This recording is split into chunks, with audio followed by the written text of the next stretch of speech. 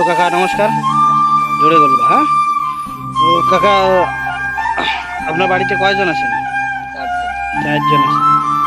আচ্ছা, কে কে?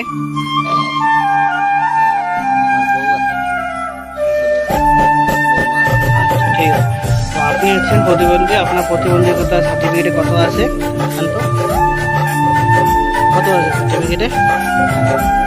60% আছে তো? তো আপনি সরকারের কাছে আবার কি কি পাচ্ছেন?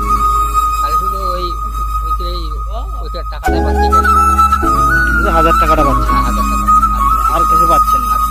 চাল ডাল আটা কিছু পাচ্ছেন? জিআরের টাকা পাচ্ছেন?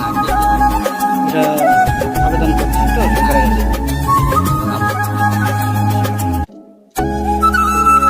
প্রতিবন্ধকতা লোকদের জন্য আর কি কি করলে মানে ভালো হয়?